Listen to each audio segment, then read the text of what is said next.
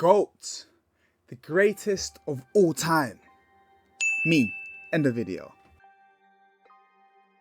It's a lot of rubbish, really, when you think about it. See, I made a video last year, one of my first videos ever.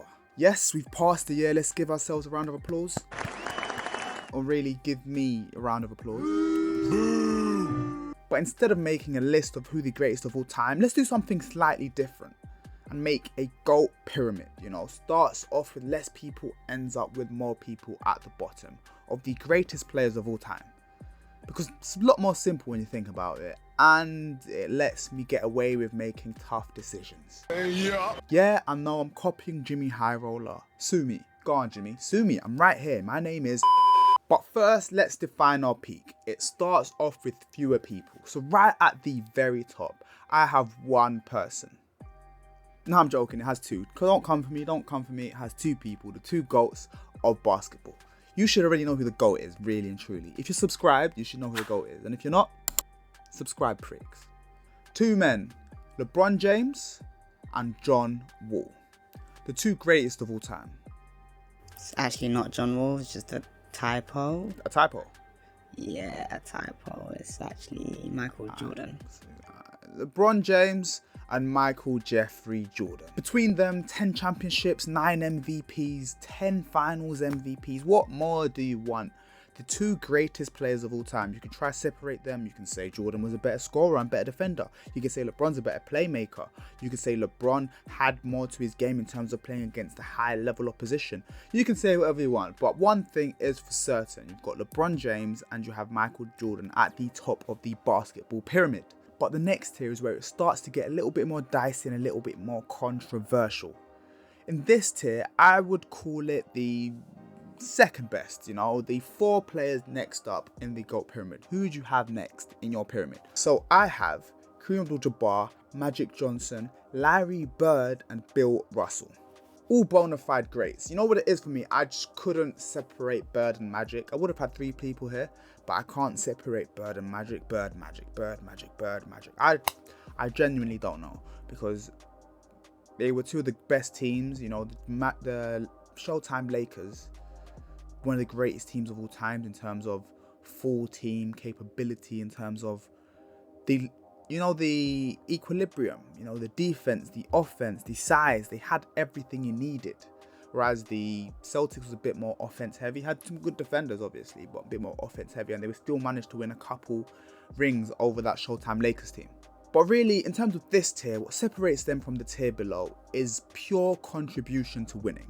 These were players that elevated beyond what we know in the NBA. These are players that were beyond their eras. These were players that could play in any era definitively and play amazingly. These are players that supersede any thought of basketball. For example, you look at a player like Kareem Abdul-Jabbar, you think anyone in the modern day is stopping that hook shot, that physicality. You look at Magic Johnson, you have a 6'10" point guard, 6'9" maybe, point guard, who's one of the best passers ever. He's going to play amazingly now. You look at a player like Larry Bird, in an era where they didn't shoot a lot of threes. Give him the rock, I dare you, in today's era, and see what he can do.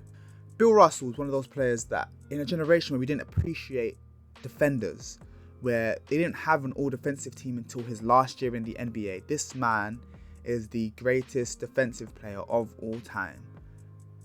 He was a stifle tower that couldn't be gotten past. Ask players like Wilt Chamberlain.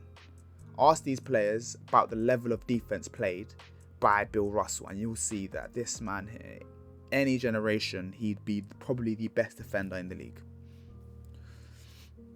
The championships, the MVPs, the talent, it's all undeniable. Okay, the next tier, in case the people have started crying, these fanboys have started coming at me, it's called the We Ain't Forgot About Yous. We ain't forgot about you, bro. We still remember how good you are. You're the next tier, don't worry. Your third tier in all-time basketball. You're still one of the greatest of all time. We ain't forgot about you, broski. This is basically rounding out the top 10. It's top 11, but rounding out that top 11 to the best, essentially, top 10 players in the league. 5 names here out of order: Kobe, Shaq, Wilt, Steph and Tim Duncan. These are players that simply dominated their generation. They dominated where they were. Kobe Bryant, from that 2006 to 2010 period, dominance. Shaquille O'Neal, from that 99 to 2002 period, or 2003 even, dominance. You know, Steph Curry from 2014 to 2018, absolute dominance. Tim Duncan from like 1999 to 2006, pure dominance. Wilt Chamberlain, we know he scored 100 points. You know, he's averaged ridiculous numbers, 50 points per game. These are players that dominated their eras, and it's so easy for them to play. It's so easy for them to play. Like, I don't have any disputes of any of these players being in the top 10 because they're ridiculous, every single one of them. Now, the next tier, the fourth tier, we'll call the unlucky lads. Like, unlucky, you ain't in the top 10. Still good, I rate you, but you're not in the top 10. Unlucky, but you're not in the top 10. First, I have Kevin Durant, who's so unlucky not to be in the top 10. So unlucky. Because this man literally breathes basketball, and like, we often used the word unicorn previously to do with Kristaps Porzingis and now Victor Wembanyama, but Kevin Durant is a literal unicorn. We've never seen anything like it before. Like, before 2007, this player just didn't exist. Next to Kevin Durant, I have Dirk Nowitzki, Giannis Antetokounmpo, Hakeem Olajuwon, Jerry West, Kawhi Leonard, yeah, Kawhi's up there, and Oscar Robertson. All phenomenal in their own right. You might question Giannis. You might question why KG is not neck and neck with Dirk Nowitzki. Pause, first of all. And second, it's my list and I like offense, so do one. Kawhi is an interesting one because regular season, his record is indisputable. His regular season record is phenomenal. I think he's like the second best winner in the NBA history, you know, most winningest player in NBA history. But the counting stats aren't necessarily there for him across his entire career. But this man wins basketball games. He's the two-time Finals MVP. We saw the Toronto run. We saw him in San Antonio locking players down. We saw his DPOYs. This man here is phenomenal. And it's not always about counting stats. It's about how much you impact winning. And there's not a lot of players that can impact winning more than Kawhi Leonard can. For me, personally, that's all I need. Okay, now we're finishing up with the fifth and final tier.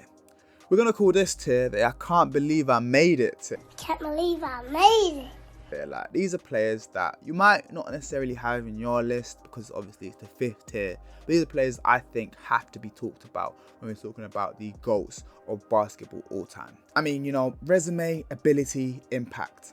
These are the very, very best that we've ever seen. So in no particular order, Nikola Jokic. Yeah, so what? What? He's there, man. Just accept it.